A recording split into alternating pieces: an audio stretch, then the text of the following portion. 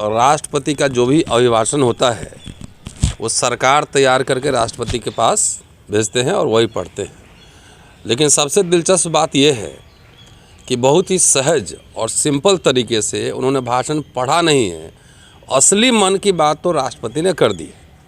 और अपने बचपन से अपने गांव के एक्सपीरियंस, एमएलए बनी उसके एक्सपीरियंस, जब वो बनी थी और एक कमेटी में थी उस समय उनको जेल का जो है दौरा करने का मौका मिला। उसी संदर्भ में महामहिम राष्ट्रपति का वक्तव्य था और वो कह रही हैं कि भाई इस जेल में आखिर कौन लोग बंद है। और आप ध्यान होगा तो अगर आप ध्यान से सुना होगा, उन्होंने 3 को ईश्वर माना है, टीचर, वकील और डॉक्टर। तो जजेस के बीच बोल रही थी, बड़े लोग थे वहाँ पे, बड़े बड़े लोग थे, चीफ जस्टिस ऑफ इंडिया भी थे। तो अगर तीनों पे टिप्पणी है, जजेस के अलावा, जुडिशरी के अलावा तीनों पे टिप्पणी है, तो यहाँ के प्रोफेसर्स, टीचर, डॉक्टर और वकील जो हैं उनको कम से कम संज्ञान में उसको ध्यान से सुनना चाहिए। जिस तरीके से व्यवसायीकरण बढ़ा है और डॉक्टर्स भी जिस तरह से कई केसेस आते हैं तो उनको गंभीरता से सुना जाना चाहिए। वो खुद शेड्यूल ट्राइब कम्युनिटी से हैं और वो कह रहे हैं कि 1958 में जब उनका जन्म हुआ तो उनके पास कोई सुविधाएं नहीं थी, वहाँ पे कुछ भी नहीं था। तो जो जेल में जो लोग बंद हैं, कोई 25 साल से कह रही हैं, कोई 20 साल से कह रही हैं, इसका मतलब कि उम्र कैद से ज़्यादा भी बहुत लोगों ने वहाँ पे समय काट लिया है जेल के अंदर। तो ज़्यादातर कौन लोग हैं? ज़्यादातर ट्राइब्स हैं, दलित हैं, बैकवर्ड हैं, यही लोग ज़्यादातर जेलों में बंद हैं जिनके पास संसाधन नहीं हैं। और वो कह रही हैं कि भाई सब कुछ लुटा भी देता है आदमी, उसके बर्तन भांडे भी सब बिक जाएंगे अगर न्याय इतना महंगा हो गया है। और जिस तरीके से न्यायालय पे एक टिप्पणी है, सरकार पे भी एक टिप्पणी है और तमाम संस्थाओं पे उन्होंने एक गंभीर टिप्पणी बहुत ही सहज भाव से किया है और उसका साइड इफ़ेक्ट भी दिख गया। जुडिशरी की ओर से कम दिखा ही कि अगले दिन एक कमेटी बनी है, बहुत सारे केसेस के मैंने उसमें वीडियो में बातचीत की थी जेपी सिंह साहब के साथ। तो एक गंभीर टिप्पणी है और इसको बहुत गंभीरता से लिया जाना चाहिए सरकार के तीनों स्तंभ को।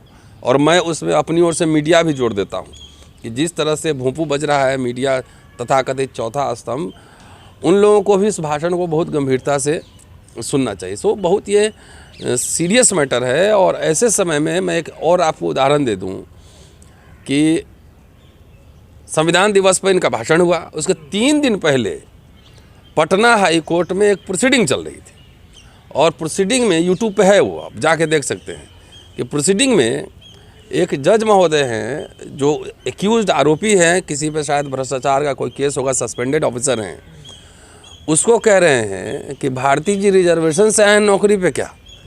तो ये तो सवाल और प्रासंगिक हो जाता है जो महामहिम का स्टेटमेंट है कि क्या संविधान के किसी अनुच्छेद में ये लिखा हुआ है कि चाहे वो आरोपी चाहे जो भी अपराध किया हो, इससे कोई भी जज पूछ सकता है क्या। तो इसलिए बहुत और गंभीर हो जा रहा है मामला। इसलिए मुझे लगता है कि राष्ट्रपति के अभिभाषण को देश के तमाम लोगों को गंभीरता से लेना चाहिए। ये बात सही है, हम लोग जानते भी हैं कि जुडिशरी इतना महंगा हो चुका है, कोर्ट की प्रोसीडिंग इतनी लंबी होती है कि एक आम आदमी जो है वो उसको अफोर्ड नहीं कर सकता है और जिसके पास पैसे नहीं वो जेल में ही बंद रहते हैं।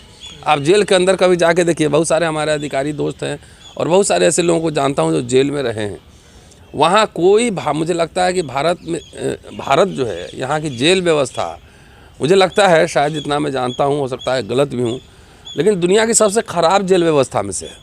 बाथरूम सही नहीं होते हैं, रूम गंदे होते हैं, खाने में का क्वालिटी जो है बहुत ख़राब तरीके का होता है। मैं तो जेल नहीं गया हूँ। होता ना सर, वो सबके लिए नहीं होता ना वो। नहीं, अमूमन जितने आम कहते में कौन 80% तो SC ST ही बंद है, OBC बंद है।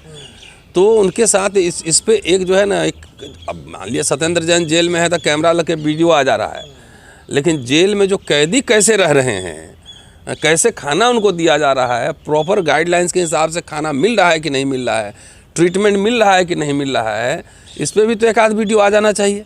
इसका मतलब है कि अगर नहीं आ रहा है तो पूरा एक मिली भगत है और कैदियों के जो मानवीय अधिकार है उनसे भी उनको मरहूम वंचित किया जा रहा है। यही इशारा राष्ट्रपति जी ने अपने भाषण में किया है कि उनको जो है उन अधिकारों से भी वंचित किया जा रहा है और ज़्यादातर ऐसे ही दबे कुचले वर्ग के लोग हैं जो सालों साल जेल में बिता देते हैं और घर वाले उनको छुड़ाने भी नहीं जाते हैं, क्योंकि जाएंगे तो उनका घर, हांडी भांडे जितने हैं सब बिक जाएंगे। तो क्या सरकार को उम्मीद थी कि राष्ट्रपति जी ऐसे भाषण अपने मुझे लगता है कि सरकार को भी उन्होंने अपने भाषण से जो है ना एक तरह से अनकंफर्टेबल पोजीशन पे डाल दिया है, क्योंकि वो सरकारी भाषण नहीं था, वो रियल दिल से कही गई बात थी और मन की बात बनावटी नहीं थी। दर्द गहरा था। हाँ, गहरा था, क्योंकि उस जो जिस समाज से आएगा उसके व्यथा को ज़्यादा बेहतर तरीके से वो समझ सकता है, सुन सकता है और व्यक्त कर सकता है। जी। तो सर इसमें गलती किसकी रही, जजों की रही या फिर सरकार भी? पूरा सिस्टम है ना। अब जज जुडिशरी जाके जेल में तो झांकेगी नहीं, तो राज्य सरकार या केंद्र सरकार का जहाँ जेल है उन अधिकारियों का, सरकार का ये दायित्व है। सबका काम बटा हुआ है, चेक एंड बैलेंस ज़रूर है, लेकिन बहुत मैं कह रहा हूँ कि डेफिनेटली ये बहुत ही सीरियस मैटर उन्होंने उठाया है और सरकार के मोडस ऑपरेंडी पे भी, कार्यशैली पे भी उन्होंने एक सवालिया निशान खड़ा कर दिया है। इसलिए मुझे लगता है सरकार भी अनकंफर्टेबल महसूस कर रही है। सर अदालत ऐसे फैसलों में स्वतः संज्ञान नहीं ले सकती जिन लोगों को पता है साइड इफेक्ट्स हुआ है ना अदालत से। मैंने एक पहले कह दिया ना कि कमेटी बनी है जो कैदी वगैरह, क्या एक कमेटी बनी है। अब तो सरकार की ओर से और ब्यूरोक्रेसी की ओर से इस पर रिप्लाई आना है कि क्या उनके भाषण को कितनी गंभीरता से लोग ले रहे हैं या नहीं ले रहे हैं। तो जो रबड़ स्टैम्प कहा जाता था राष्ट्रपति को, इस भाषण से तो नहीं लगता सर ऐसा? ऐसा तो फिलहाल नहीं लग रहा है कि वो भाषण सरकार का लिखा हुआ भाषण नहीं था, ऐसा मुझे लगता है प्राइमा फेसी प्रथम दृष्टि में।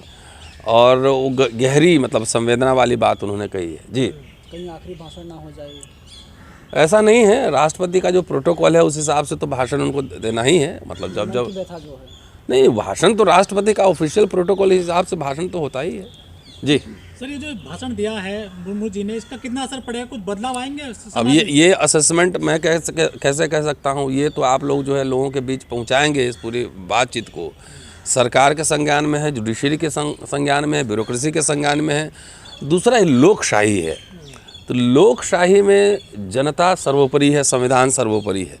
अगर मान लिया कि आपके हक हकूक अधिकार छीने जा रहे हैं या उसको तबाह किया जा रहा है, तो यही संविधान आपको ताकत भी देता है ना कि आप जाकर कम से कम सड़क पे आप डेमोक्रेटिक तरीके से, संवैधानिक तरीके से आप प्रदर्शन कीजिए, सरकार के खिलाफ मेमोरेंडम दीजिए। और सरकारें झुकती हैं, ऐसा नहीं है कि नहीं झुकती हैं, लेकिन ये भी बात सही है कि रोज़ रोज़ जनता आंदोलित नहीं हो सकती है, उसमें वक्त लगता है, समय लगता है मोमेंटम बनने में।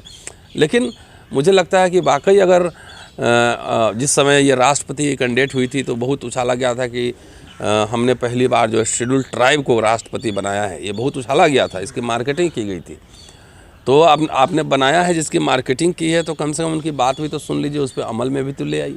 सर ये जो कॉलेजियम सिस्टम को लेकर जो खींचतान चल रही है सरकार और न्यायपालिका के बीच में, जी, तो क्या लगता है इस पर कोई बदलाव होने वाला कॉलेजियम सिस्टम को? देखिए, हमने जितने एक्सपर्ट, मैं लॉ का एक्सपर्ट नहीं हूँ, लेकिन हमने पटना के फॉर्मर एक्टिंग चीफ जस्टिस से भी बात की है इस मसले पे। अगर आपने यूट्यूब को मेरा देखा होगा, लॉयर से भी बात की है, कई लोगों से मैंने राय ली है और बातचीत रखा है।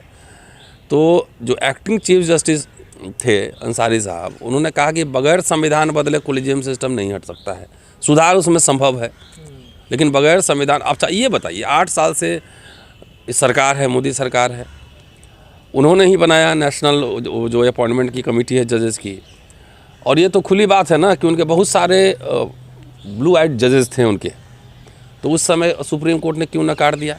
यू ललित ने भी नकारा, उसके पहले ये बहुत सारे चीफ जस्टिस थे, उन्होंने क्यों नकार दिया?